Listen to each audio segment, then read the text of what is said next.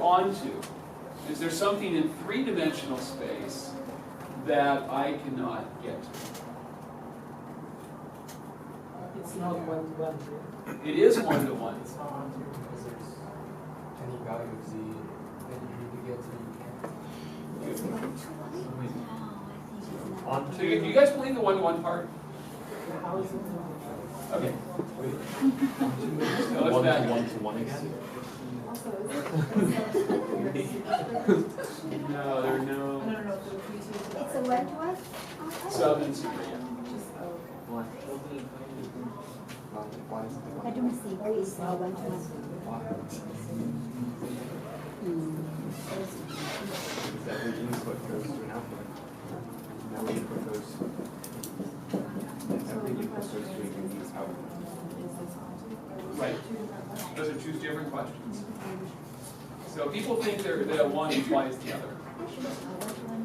So for this one, I'm going to check to see if it's one-to-one or not. Then I'm going to check to see if it's onto. So does anybody believe that it's not one-to-one? Okay. So I mean, let's just try it. So I'm going to make up something here. So I'll make up 1, 2, 0. If it's not one-to-one, I've got two different inputs to give me that output. So can you give me two different inputs to give me 1, 2, 0? One into. Okay. So remember the input looks like this. So 1, 2 works. I agree with that. So there was an input that made 1, 2, 0. Can I get two different inputs that give me that same output? I cannot. So one-to-one means it's impossible to do that. Excuse me, one-to-one means one input to one output? No, a better way to say it is two inputs to two outputs. Two different inputs give two different outputs. Every input has a unique output. That's every function has that. So it's the other way. Every output has a unique input. It's one-to-one. Every.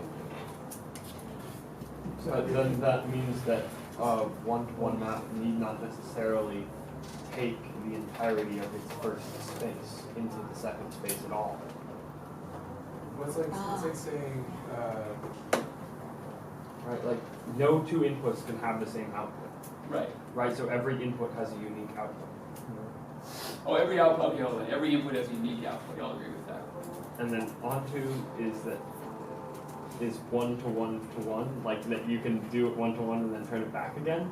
Kind of. Okay. Not quite.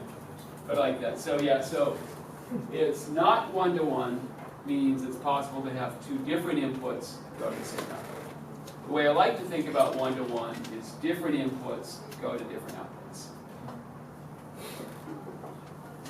Do we need every output have to have input? No. Okay, so everybody agree that this guy is one-to-one. Is if I give you, there's no way to get two different inputs to go to the same output. If I give you two different inputs, it's going to be two different outputs. Okay, so now is the next question. I want you to understand. I want you to know, is this onto?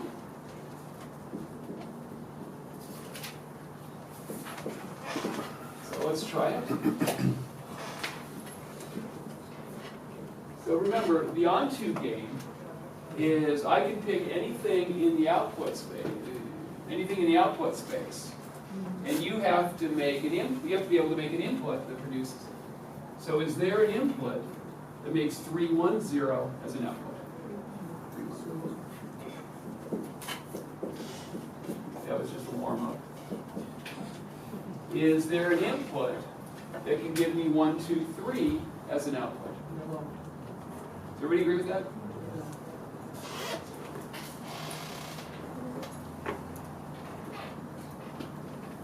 Yeah. So is this onto? So here's a teacher over here. And is there any student who's going to throw a water balloon who's going to hit this teacher? Is there any student with a water balloon who's going to hit this teacher? There's no input on this side that will produce that as an answer. So it is not. So I thought that because we have x, y, and z, so we can't have 3 over there, always has to be 0. All the outputs have to have z equal to 0. So this cannot be an output because the z is not 0. We're defining it as R3, so X, Y, and Z is always a possibility. It's just that the definition that you gave us is that it's X, Y, and Z. Always zero. So we call it this is a transformation that is 1-to-1, is not onto.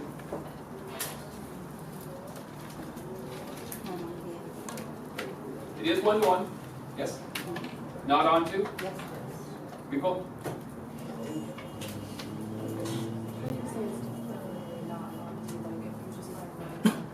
Right.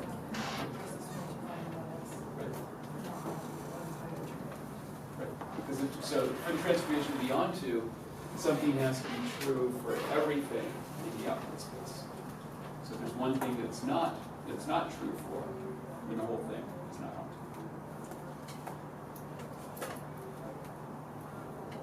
So if you just look at dimensions, the input space is how big? 2 dimensions. Output? Is there any way we're going to be able to get a 2-dimensional space onto a 3-dimensional space? It's not isolated. It's not going to happen, right? So it's, if the output space is bigger than the input space, then there's no way that it can be onto. And what if the input space is too big? Yes. It's not. There's no way it can be 1-to-1. If I have a 3-dimensional space and I'm trying to pack it down into a 2-dimensional space, because there's got to be collisions. There's got to be 2 inputs that go to the same output. And then is for isomorphic.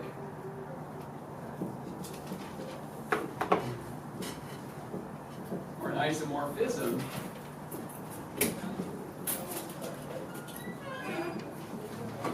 Has to be 1-to-1 and onto.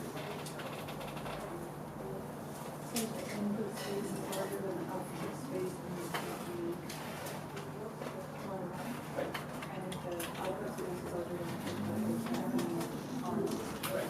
And this should make sense, right? So if the input space is big, then you're going to have collisions. If the output space is big, there's no way you're going to be able to.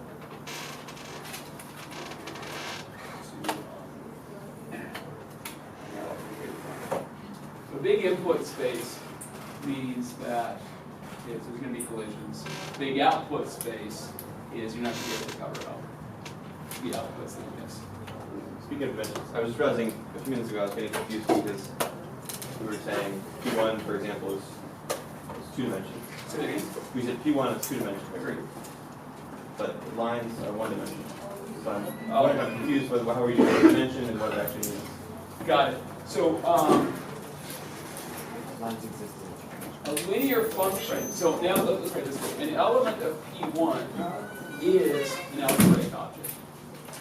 So typical elements of P1 are,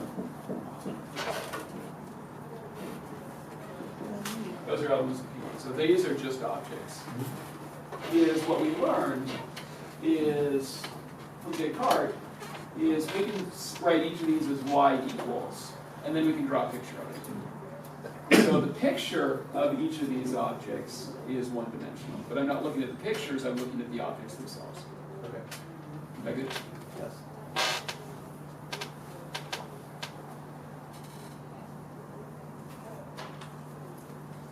So.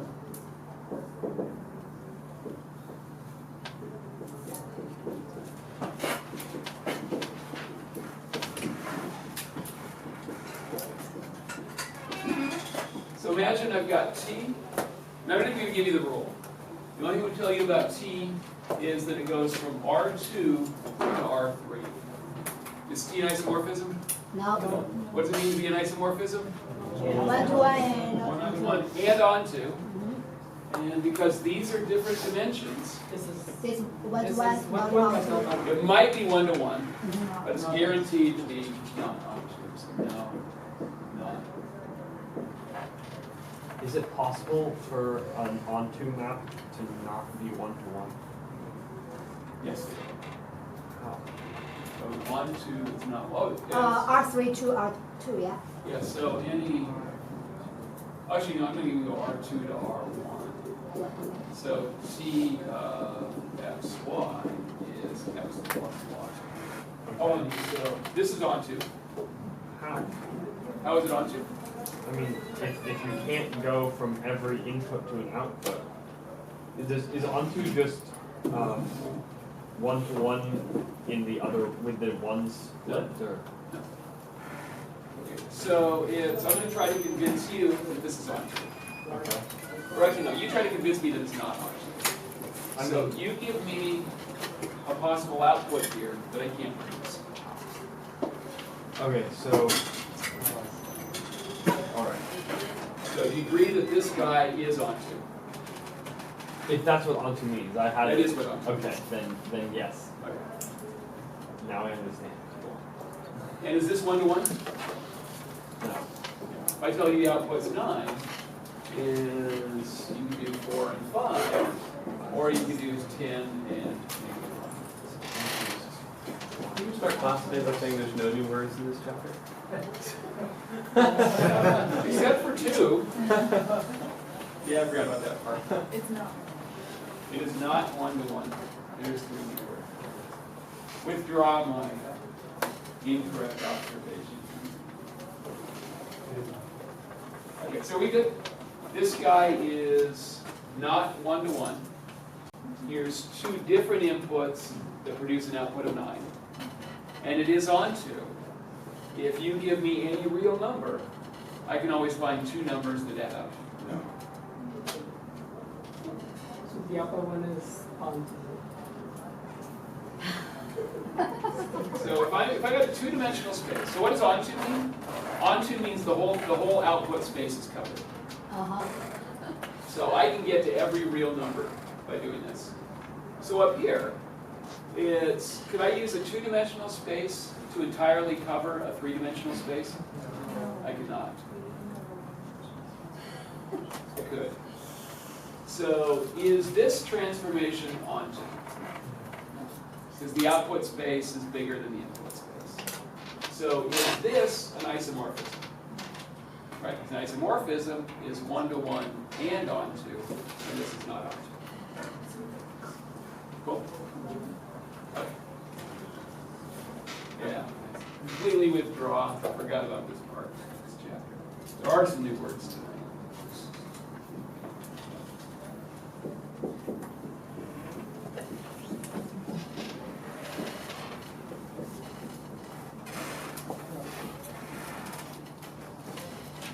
Is this an isomorphism?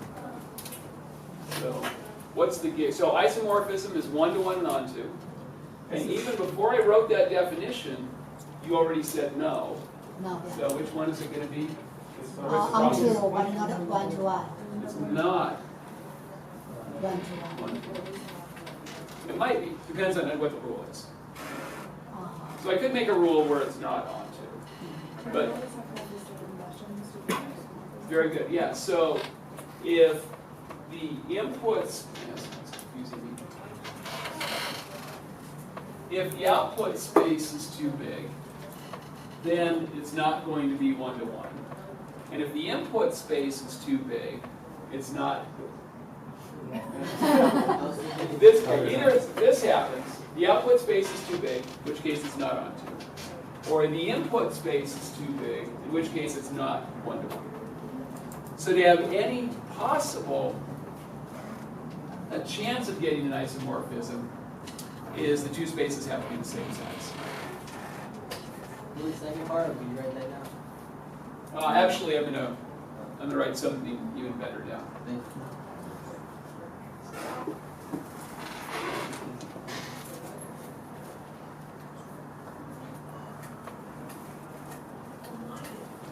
I want you to imagine that we've got a T, and it's going from V to W.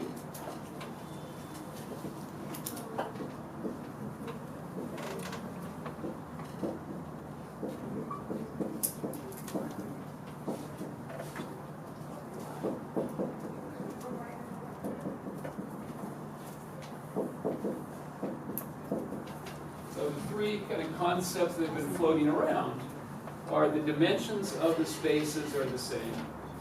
It's t is a one-to-one function, and t is an onto function. So if any one of those is false, we know the whole thing is not an isomorphism. And this is a linear algebra fact. If any two of these are true, then all three. So if any two of them are true, then all three are.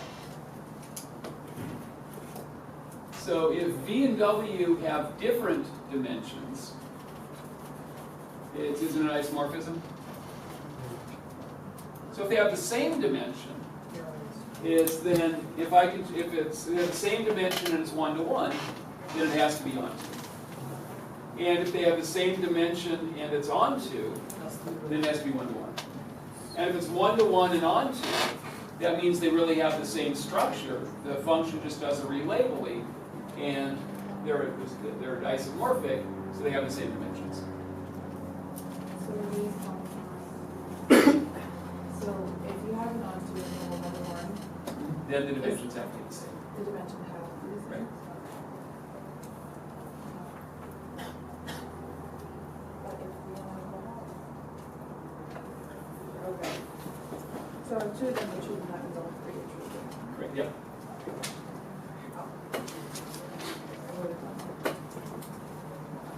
Okay, so let's imagine I've got a transformation T, and I want to see if it's an isomorphism or not.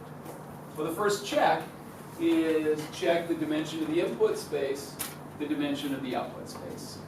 If they're different, it's not an isomorphism. If they're the same, I really need both of these to be true. But we know that once we have two of them are true, the third one has to be true. So if the dimensions are the same and it's one-to-one, then I get onto for free, and it's an isomorphism. If the dimensions are the same and it's onto, I get one-to-one for free, and that's an isomorphism. And then, this is the best part about linear algebra. There is a best part. Check the highlight of the last 5 minutes.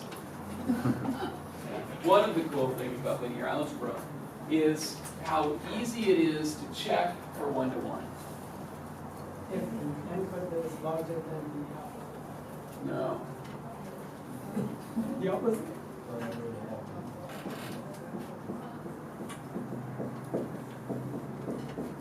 Okay, so if it's one-to-one, what's the only way that t of x could equal t of y? So if t is one-to-one, what does one-to-one mean? Different inputs produce different outputs. So if x and y produce the same output, if t is one-to-one, and t of x equals t of y, then x has to equal y. Then,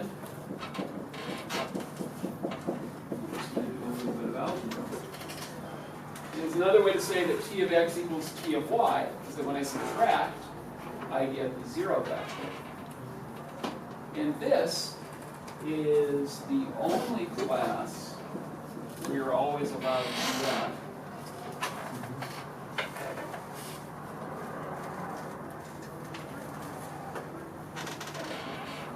And this really is the best thing about this class, is all the concepts are related to each other. So what I see here is an input that produces 0 as an output. So we've got a name for those. Right, so if this happens, that says x minus y t. But if it's one-to-one, that means x equals y. So what is x minus y?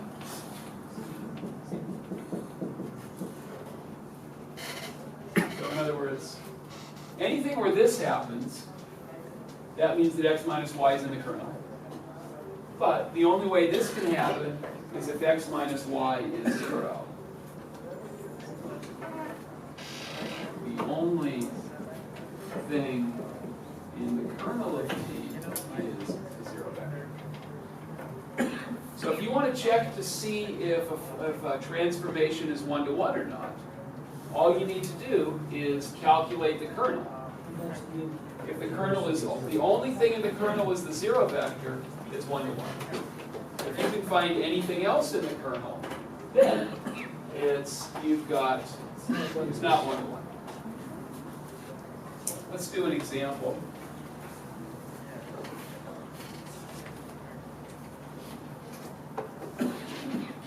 Oh, actually, I'm going to take it one step further.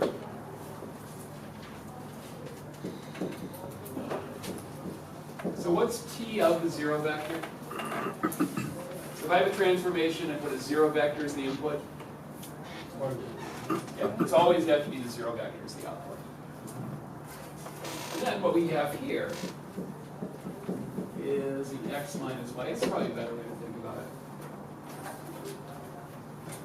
it. Is if we have T of x giving the same output as T of y. That's the same thing as x minus y giving an output of 0. So if it's not 1-to-1, there's two different inputs that give the same output, and we can narrow it down to the output of 0. So let's try to put this together.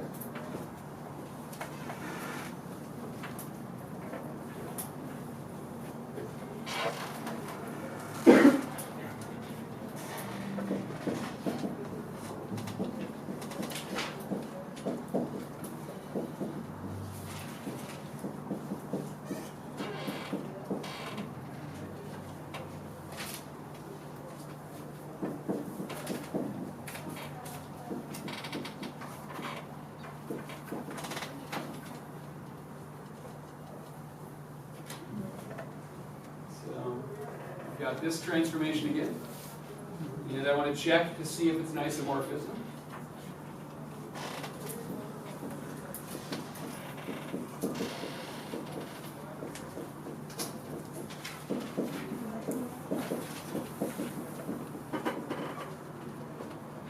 So my first check for isomorphism is I see if the dimensions match up. If they don't match up, I can automatically say no. So, but what's the dimension of P1? Yes, Dimension of R2? 2. So we got 1 here. And remember, it's if any 2 of these are true, then all 3 of them are true. So all we have to do is verify one of the 2. Which one's easier to check? 1-to-1 or on 2? 1-to-1.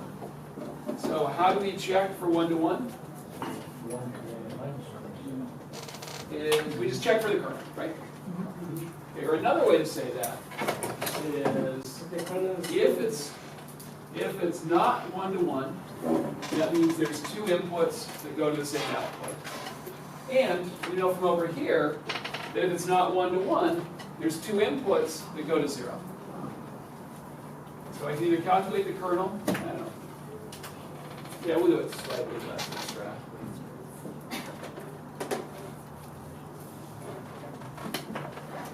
What's the 0 object here? You're just checking to see if there's 2 inputs that they go with 0. Exactly. So we said, so what's nice about linear algebra is in general, it's not 1-to-1 if 2 inputs go to the same output. But you don't know what the output is that have the 2 inputs that go to it. Whereas with linear algebra, if 2 inputs go to the same output, there's going to be 2 inputs that go to the 0 vector. So there has to be something here for 1-to-1. And for linear algebra, you can always put the 0 vector there. So what does a generic object look like?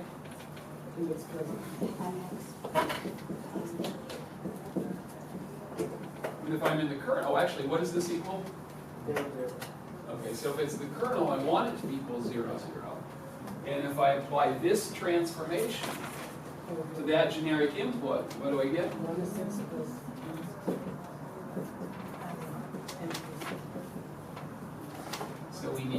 negative m plus b to be 0.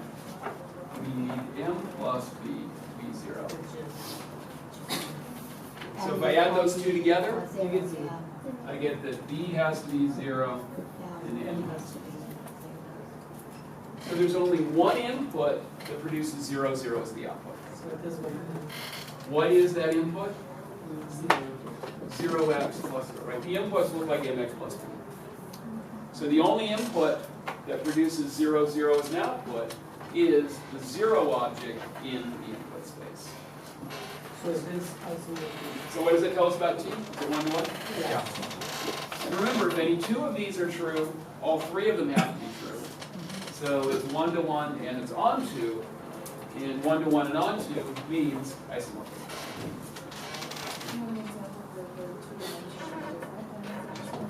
No, because it can't.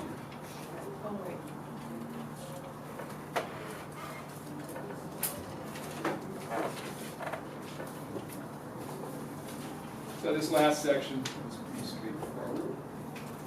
Yeah, I think we've not a lot here. No, this. We Maybe can mouse plays this one. erase here.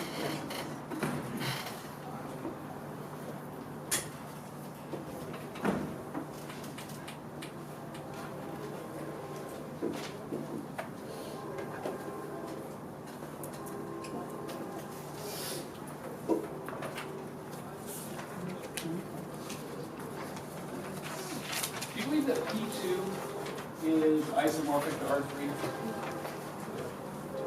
So can you give me the transformation? Actually, I'll give it for you.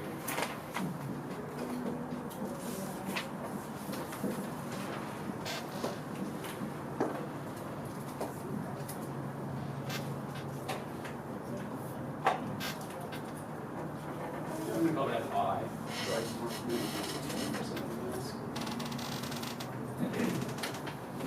So So is that 1 to 1 and onto? Yeah, it should be, right? If I get different inputs, then these get different points. And the only thing that's going to give me 0, 0, 0 as an output is 0 plus 0x plus 0. So these are isomorphic. And now, it's what I want to do. And so I want to look at a transformation from P2 to P2.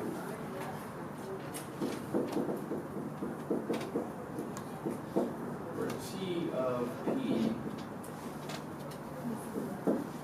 is the derivative.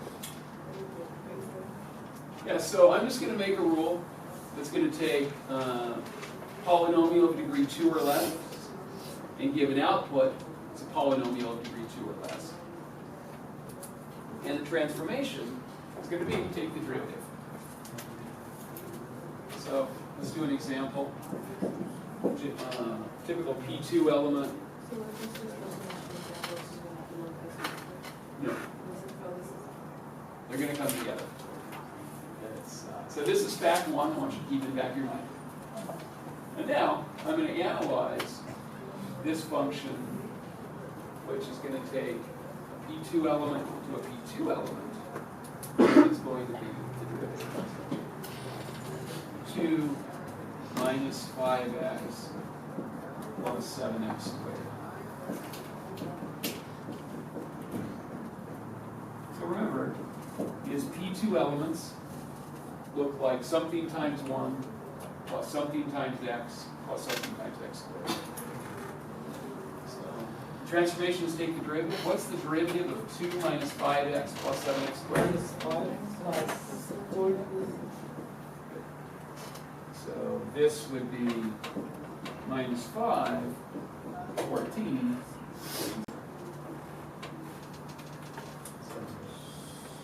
Notice what happened.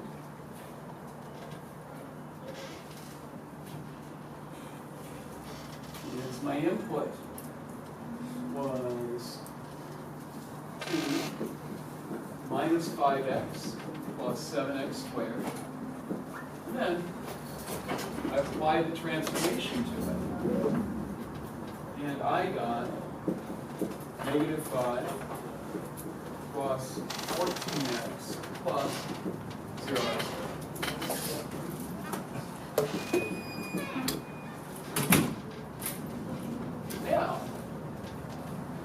talking about how P2 is isomorphic to R3 is I could actually write this as its corresponding R3 vector.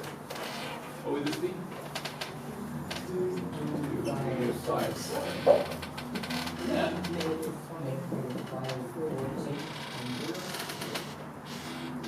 so because P2 is isomorphic to R3,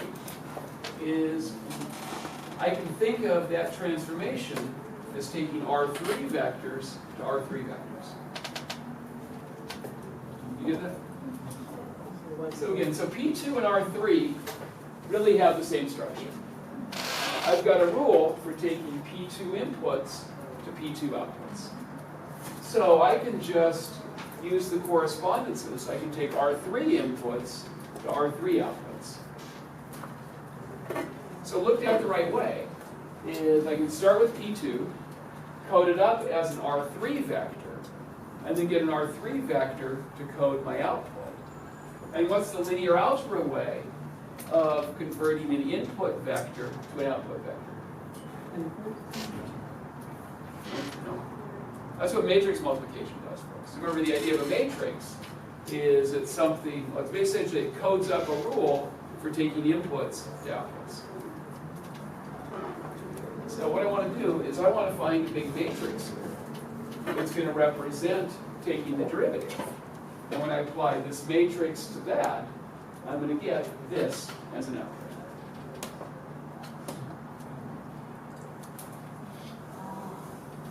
So how do I build?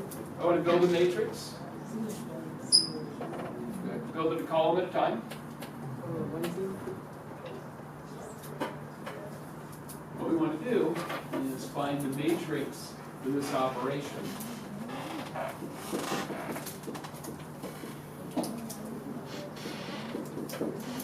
Remember, this is the T.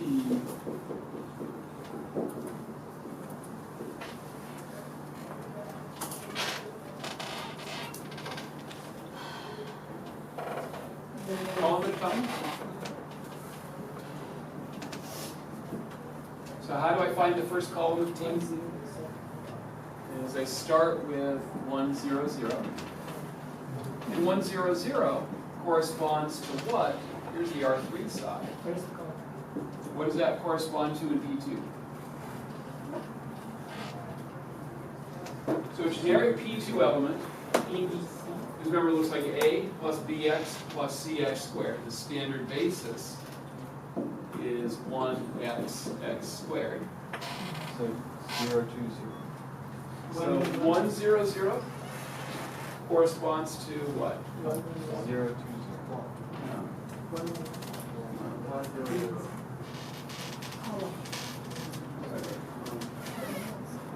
Should go to 0, 2, 0. Okay. So it's the isomorphism is A plus BX plus C goes to ABC. Going the other way, if I have ABC, that goes to A plus BX plus CX squared. So for this example, is if A is 1 and B is 0 and C is 0, what function does that correspond to? Corresponds to, I'll write it out the long way, 1 plus 0 plus 0. Agreed? Then apply the transformation.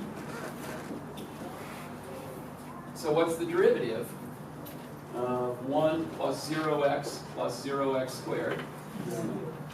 0. And I'll write that as 0 plus 0x plus 0x squared.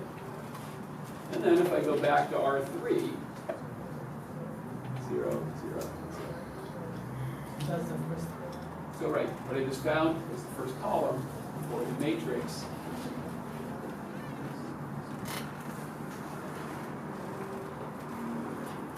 Is the vertical line with the arrow always the transformation?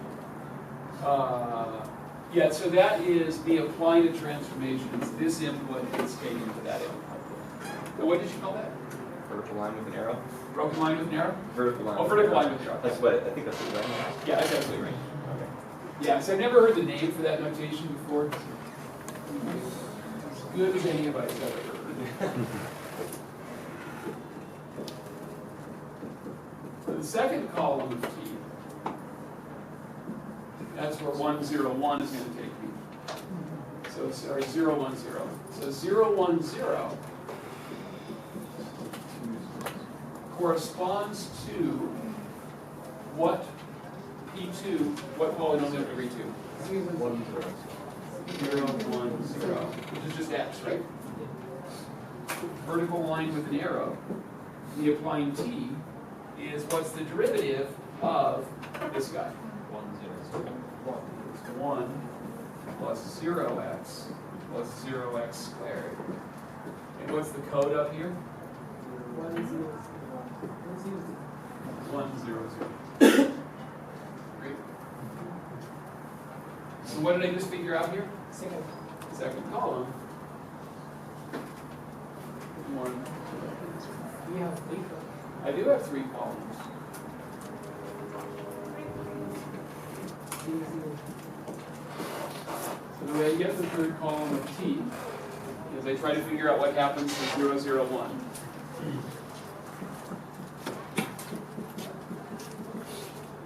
So 0, 0, 1 corresponds to what P2 element? 0, 0, 1, or I just x squared here. My transformation is to take a derivative. 0 plus 2x plus 0 multiplied. Excellent. So back to 0, what did I just calculate here? Third column. So the third column, the matrix that does the derivative is 0, 2, 0. So, just that example. Back in your notes, what was the example I did? I took the derivative of 8. Oh, what? So I have specific numbers here. 2 minus 5x plus 7x squared. So I'm going to translate that into its code. And then, in your algebra, is I can figure out the answer by doing a matrix multiplication.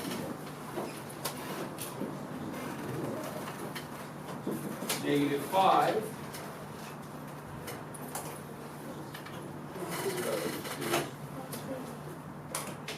14, 0. And then translate that back from the code to what it represents. What does this represent?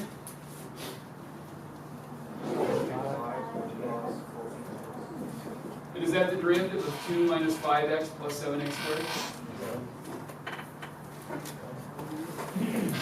So again, it's for any space we have here, we can make it isomorphic to one of the R's, R2, R3, R4. And then any transformation that we have can also be thought of as a transformation between vectors. And all the transformations between vectors can be written as a matrix multiplication. So the big theme of chapter 4 is we can use all the tools that we had in chapter 3, kernel, matrix multiplication, column at a time, basis, all those words, to be applied to these more general spaces. So I'd like to talk about new stuff on Monday, but I'm sure you would prefer that if I review. So Yes. Monday will be a review. You've got all the practice questions, and so we use those as the basis to start with the review.